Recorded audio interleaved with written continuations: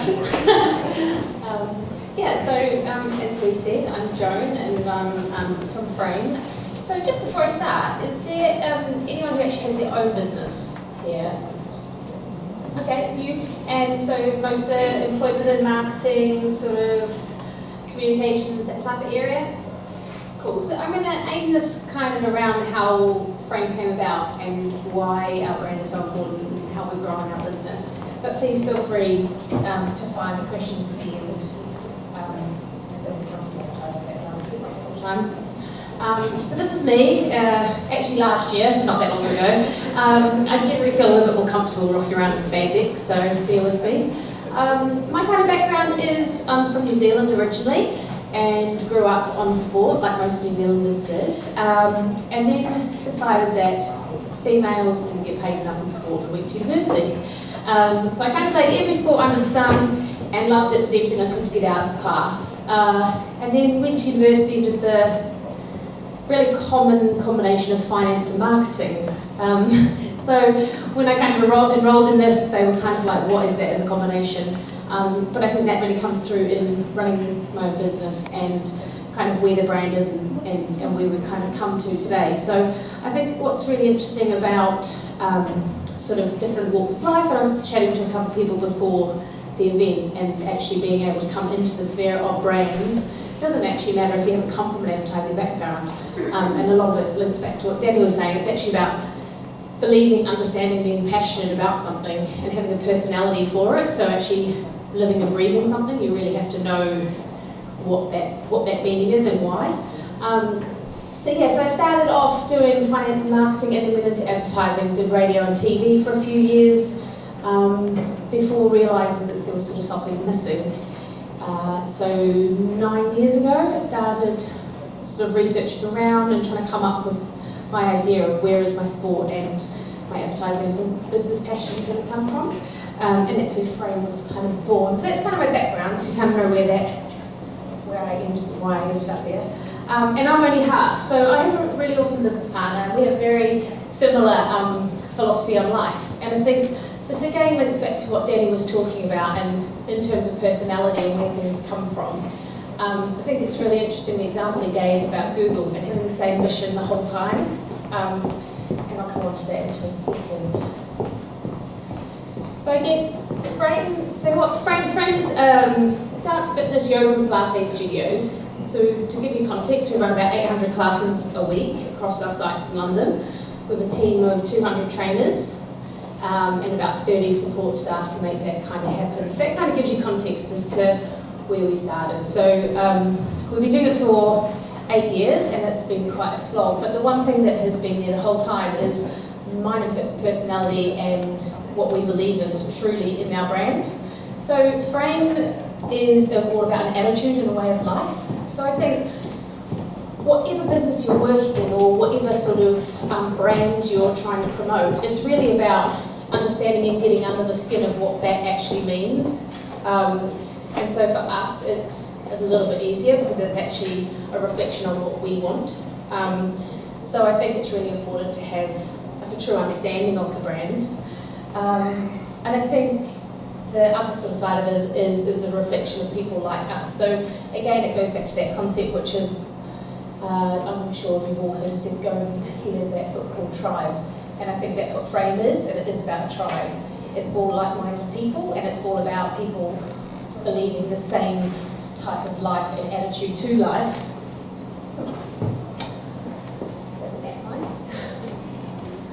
That's fine. So just thinking about, so really thinking about getting in behind your brand and understanding sort of what that brand means and how it translates. So I think the mantra that we sort of started with, which links back to the Google situation, was we started with the mantra that getting fit shouldn't be a chore. And that has been the same thing for 8 years, because our whole thing was wanting to put fun and energy into exercise and fitness. So 8 years ago, it was only the gym. We started pay-as-you-go classes in London, and we wanted to make it fun. We came from sporty backgrounds where you went and you played hockey with your mates, you played football, five-a-side. So we always likened it to when I was in advertising world, guys would be sort of over the water fountain, like, what are you doing tonight? I'm going to play five-a-side. Oh, cool. go to the pub afterwards. You know, and there was a real social camaraderie, there was a tribe, there was an understanding, there was a feeling. They knew what they were sort of doing. But if you said to a girl, oh, I'm going, what are you doing? I'm going to the gym, oh, have fun on the treadmill. And I think some people relate to that.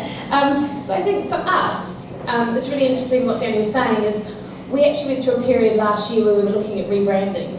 And we were thinking, what does a brand mean? And the fitness industry and the health industry has really evolved. And does everything still stay true? And really interestingly, we have exactly the same mantra, getting fit shouldn't be a chore. That's our thing. We want it to be fun, we want it to be effective, and we want people to enjoy it. And that actually becomes our biggest asset, because that's our word of mouth. So because people enjoy it, they want to tell their friends, they're proud of it, they want to be a part of it. So I think if you think of whatever product you've got, and thinking, you know, what is that? You know, can you say it in a word? Can you say it in a statement? I think ours has never changed. Lost my slides. so that's been true for us. And again, in the same process, when we were looking at the brand and we were looking at the logo, we have a super 80s logo, which at the start it evokes fame. Most people think of. And you know, we went through this kind of, we started in Shoreditch, and at the time it was quite like out there, and it was kind of like 80s was going off, etc., etc. And we went through this process of like looking back at the business. It's actually like the 7-year itch. We realised that actually we were going through this phase where we weren't sure about the brand. And we spent time and money, and we kind of came up with a bit more of a hipster brand, and actually we went back to the full circle and went back to the same logo that we had, because that's the true essence of our brand. It evoked, we asked our customers, and they were like, that is who you are, and that's what it has been. It's the most awkward logo to work with because it's on a slant. But you know, again, it comes back to who we truly are, and understanding that brand and getting under the skin of the brand to know where you're going with it. So yeah, so I think the thing with the logos and brands is you know, understanding what that logo is. Does everyone in your company understand why you're doing something? So again, linking back to something that Danny was talking about, is has anyone seen the TED talk on why? Yeah, it's pretty amazing, right? So you should all watch it. It's called Start With Why by Simon Sinek. It's amazing, and especially for anyone working in a brand, it's saying, it gives you really great examples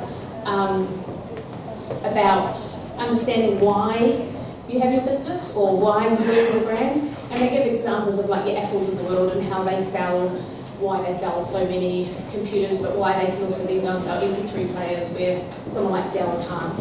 And I think understanding why, so for us, it's now that we've gone from 1 site to 4 sites, it's really about explaining to people, making sure that my staff understand why can I start a company, what's the belief system, and then also it empowers them to make decisions. So for us, it's really important that they're autonomous in what they can do. So if you can explain to your customers why you're doing it, again, it goes back to like the William Parker example, those sorts of things. It's explaining to people the purpose of your business. Our updated, or our internal version was the fun side of healthy without the bullshit, because what we did realise last year was health became quite a big topic, but there was a lot of bullshit that was going with it. And again, it links back to, obviously that's our internal version, it kind of all came back to getting fit shouldn't be a chore. So anything that we do, is it fun, is it effective, is it the best use of people's time? So I think for us as a brand, we had to sit down, and this was again last year what we sort of did, and we were like, okay, so what are we? So we started off with, you know, probably 15 people, and now we're like 215 people, and how do you get that brand across, and how does the consumer see you, and how do your customers see you, versus actually how the staff see you, and how do your team work together? Do all of you and your team think the same thing? Do you all understand the goals and visions of the brand? So I think for us, we are a bit of a maverick brand. We were a bit, we're very experimental, those sorts of things, so we like to take risks. When we launched our site in Victoria earlier this year, we got 3 fines from the police because we did stunts around Victoria, but to us, we didn't really care. We figured, why not? Although as we get bigger, you do get more trouble. So you know, what does the brand that you work for, the brand that you're setting up, what does it actually mean? Thinking about how you communicate that, so tone of voice is really important to us. So we speak to everyone like they're our friends, because actually, you know, I used to, in New Zealand it's not uncommon, you go for a run and you go and have a pizza and a wine afterwards. It's kind of all the same sort of thing, you know, you could go into a triathlon and we'll go out for fish and chips on the beach. You know, it's a lifestyle factor. So for us it was more about how the tonality of the brand came across. So I think thinking about consistency, so for us we always talk as they're our friends, but obviously it's not your brand, you have guidelines. But I guess getting under the skin of that and being really consistent with it. So again, for us, it's all about being disruptive and being a little bit maverick, but I think also figuring out where that sits and how far you can push that without actually being too in people's faces. I think this is what goes back to our brand and our guidelines as to what the staff can do without asking. So I think it's interesting the difference between 8 years ago and to now as to what you can get away with and also how quickly things can be put out. So social media obviously is massive, and it's actually how you can communicate to people on a personal level. Again, like Danny was saying, you know, it is about people feeling like they're touching the brand and actually the product talking for themselves. So actually we have a lot of our customers talk about us for us, but then you also want them to talk about it in the right way. So the good thing is, you know, the, I don't know, emoticons that people are using are all quite relevant because they actually understand their brand, which is quite fun. So again, you'll have your own brand guidelines within your business, but these are sort of things that we talk about within our business, and this allows people, I guess, the ability to talk about us as well. It does, for us, we like to talk about it in a way that we can get away with stuff, because we feel like it's really personal. We don't mind letting our guard down. We don't mind making mistakes. I guess it just depends on the size of your company, but you know, we're quite happy to take risks. But these are all things that make us really personal as a brand, which I'll come on to as to why. So I guess that's the story of Frame and sort of like where our brand sort of sits, and the idea about keeping heroes and recruiting more. So for us, we have about 35,000 visitors a month coming into class. And why do those people come? And how do they hear about us? And how do we do it without advertising? So we do a little bit of outdoor advertising, but we have a huge connection with the PR industry because they like to come to us. And they come to us as opinion leaders, they come to us as innovators, they come to us to find out what's happening with trends. So for us, keeping at the forefront is really important, and innovation is very important. So we need to keep pushing the boundaries. So even within a product sector, where you need to be able to explain to your customers why they need to keep coming back or why your product is more important. Collaboration is being one of the biggest things for us. So finding like-minded brands, finding like-minded social media accounts, finding ways that you can reach new audiences where other people talk about you. So for us, it's all about getting other people to talk about us, as opposed to us telling people that they want us. So we're always thinking about getting them to understand why we do what we do, not what we do, and also getting other people to tell our story for us. So I'm sure, seeing as the majority of you are marketing and communication, personalisation is a big thing that gets bandied around at the moment. But I think for something like that's as personal as fitness, it really has to be personal. So how do we go from having 50 trainers to 200 trainers? Really fucking hard. Not gonna lie. You know, we want them to talk about our brand and be our brand, and we also need them to put out a standard. They're the ones who are talking to the client. So effectively, we've got an empty room, and they're entertainers. So for us, you know, it's all the small things. It comes down to our reception staff. You know, can they use somebody's name? You know, for our customer journeys, you know, can we personalise newsletters? All the small things that you think are kind of insignificant, but they're not at all. So it's not for us, it's not about making a massive change. It's about those little marginal gains. So I don't know if everyone's all of that. So you know, it's like that's how the British track cycling team got so good. It's all about marginal gains. You know, little bits and often. And with personalisation, people do realise they do pick up on the little things as you go along. So for us, it's about making it special for someone. And then again, this links back to what Danny was talking about storytelling. So is there a way that you can take the brand or the product or the message that you want to convey and turn it into a story? So people remember stories, they don't really remember facts, benefits, those kinds of things. So can you turn it into something that it's worthy for them to then relay to somebody else? So for us, we will get other people to tell our story for us, or we'll tell our story in terms of why they should be there. This is kind of a bit more new, and like Danny was saying, there are quite a few brands doing it really well. And it's just thinking it doesn't need to be on like a company brand level. It can just be on a micro level, on like on a piece of information that you need to get out. Because if you want them to retain the information, you've got so many messages flying at you, what's going to be that bit that's going to stick? And I guess the last point I've got is about maintaining brand loyalty. So again, across 8 years, is how do we keep those people, how do we keep the consistency, and how do we keep those people coming to us? Because when we started, we were the first pay-as-you-go fitness place. There is now one popping up every other week. How do we keep them coming back to us? What makes us different and special? And I think we all know and understand, because it's probably how we shop and how we want it to be as well. But you want to feel part of something. Again, back to that tribe, that community. You need to resonate with whatever you're buying. And I think so. Community or tribe or whatever. There's so many less barriers these days. Countries aren't a barrier. Purchasing's not a barrier. You don't have to eat or shop. How do you create those communities without someone actually having to be there? So we actually have physical places, which is grand, but lots of people move away. How do they keep in touch with the brand? So maintaining a community. Again, personalisation back into here, because actually they think that, not just think, but that they know you care. So actually being in touch with customers and actually understanding, you do care about what they're doing. Not in a creepy way, like, why haven't you been to class? Like some gyms would do. But I think, again, personalisation and making it feel a bit more relevant to them. So for us, education is really important. So people are really hungry for information. Once they start doing exercise, some people can get quite obsessed. Who's been obsessed? Not just in January.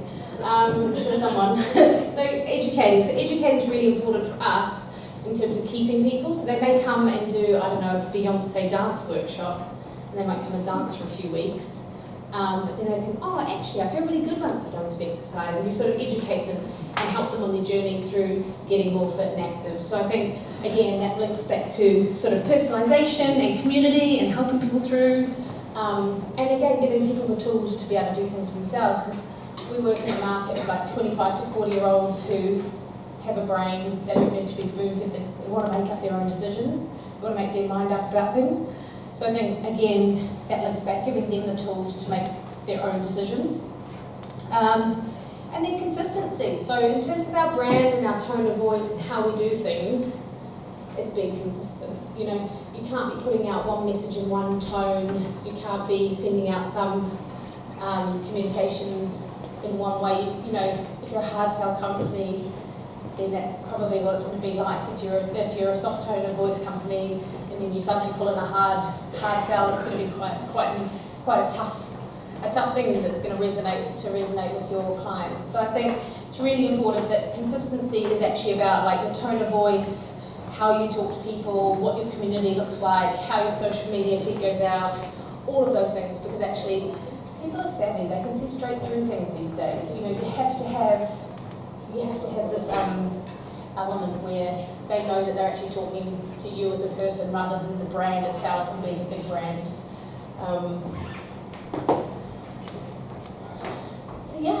That's what I've got for you.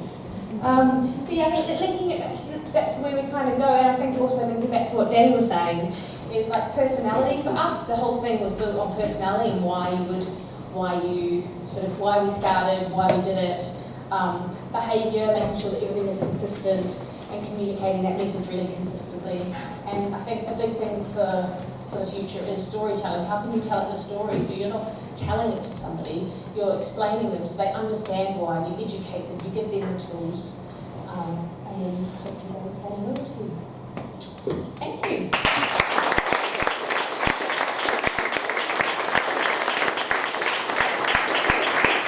Thanks so much, Joan. That was really, really interesting. And I really slide free. And bravo to you, just keep on going. You know when you feel like when the models fall in the catwalk, just keep on going. You lose your shoe. It's okay, you don't have slides, who cares? So one of the questions that we had was when it comes to brand building, right? Especially when it's a consumer-facing lifestyle brand, people think they have to invest a lot in building the brand. Can you share a bit more about what you actually did invest in? Where did you put your money into in building the brand, and then did it change over time, or you know? So I guess it depends on. I can tell you how we did it, and it also depends, I guess, where sort of aspirations of the company and how quickly it is to grow. So I think for us, we started at a time when there wasn't a huge amount of competition, and we actually started in March 2009. So if anyone remembers the recession, that was right at the start. So there wasn't a lot of money going around, and we weren't particularly sure how it was going to go. So cash was definitely not flowing. So there's a couple of different options. So for us, it was really about, we did a lot of events, we did a lot of touch points with the community. We really got under the skin of who these people were who were coming and paying as a discretionary amount of money when they potentially didn't have a job. So for us, it was really about that. We spent time and money up front in terms of getting the tonality of the business right, and that's kind of stayed. So we did spend time with communications because that's the bit that stayed consistent. I think the things that have evolved over time with that is the brands had to mature. We did look back last year when we were looking at the logo, looking at the mission statement and what Frame meant. We look back at some things and some of them were very controversial. But I think that was maturing over time. So things I think are really important to look at are how you speak to people, how imagery looks, because imagery says more than words. So not only a few words but the right image. So making sure that you spend time getting that template right. It also makes it really easy if you work in a team or you have to give briefs to people, that it's clear that they understand what that consistency of message is. So other areas would be making sure that you knew, again, it depends on the size of the business, but have you got time or have you got money? Like, if you've got time, then do it in people, because people will understand more. You can obviously pay for a lot of things, so if you're thinking about, paying for social media or paying for PPC or those sorts of things, again, it has to come back to your targets. But I think figuring out whether or not you've got time or money. So for us, we had time because it was growing a business from scratch, it was growing up slower. So we could spend time doing it, we had a lot of time to put into it. Now we don't have so much time, so we have four of us, so there's me and my business partner who both have school children and will come in, and then two more in our marketing team. And what we've realised at four sites, sort of have the time to run the same events that we've done. So we're having to put more money into performance marketing, but making sure that we've spent the time getting the message and the imagery right. Does that make sense? Yeah. So I think making sure that you figure out what's the most valuable thing that you have. Is it time or money? What your targets are, and then putting the plan around that. Fantastic. Do we have any questions from the audience? Yes, please. Thanks, Joan. You answered a lot of the questions that I had throughout your presentation. That was really good. Thank you. You talked about word of mouth and E1 for your client base. How about incentivising your staff to reinforce that brand? You talked a little bit about that, about how do you actually go about this, incentivising them within that internal brand culture as well, and putting measures in place as well to ensure that they are delivering on that brand promise. It's a tricky one. It's quite tough. So at two sites, we had two sites for a long time, and we didn't have any incentives at all, and they were kind of our brand advocates. And I think we're going to talk about this in terms of the fitness market in general, more like the athletic clothing kind of market. So they have ambassadors. So how we sort of do it is, so for our launch for our studio, we've got a yoga studio launching tomorrow, is we have incentivised the teachers with, they get 20 passes of 50% off classes, so they can use their social media channels in order to get their followers. They can only put it up on theirs and they run out after 20. So we have mechanisms of competitions. So in terms of performance, people need to get paid. So people will keep their classes based on performance. So then people have that kind of element. But most of it, because we're a brand that's small, people buy into the brand. So we do it in that way. At 4 sites, it's definitely a lot harder than it was at 2 sites because it's less. Trying to keep that culture of the family culture is very difficult. So that's why we're trying different sort of competition mechanisms, win things. But other than that, it's just really about having sort of a program in place that they understand why they come to Frame. So the thing with our teachers as well is there's 200 of them and they teach at lots of different places. So why is Frame special to them? Why do they come to us? And again, that comes back down to being an employee. So things that people love about us is we have flexibility. We have, they don't get dictated to in terms of how certain things run, so they get a lot more autonomy. So it's finding out why those people would become your sort of brand ambassadors. So finding out the reasons why they love what you do. So how you're actually leveraging their social networks as well. So you are, in certain aspects, you're actually defeating freelance teachers who are actually principal clients away from businesses. Correct. I like that. You like that one? Yeah, exactly that. So again, it's a real evolution in our industry. There was no I don't know, Instagram when we started. And so these sorts of things have had to change over time. And so for us, for our brand, it's really important that we have a no dickheads policy. So even if they are a rock star, they're not dickheads and they don't stay. This goes for clients and for teachers and staff. So there's a great book about the All Blacks again, or sport, called Legacy, and it's about how the All Blacks changed their culture. And they have a very similar situation, even if they're the best All Black. If they didn't bring the right culture to the team, you don't have them. And I'm a true believer in that because actually the rock star can be toxic. So for us, it's something we've had to learn over time because, you know, they may have a bigger social media following, but actually what energy do they bring? What do they add? I know that sounds a bit harsh, but yeah, it makes me much happier 200 people. No problem.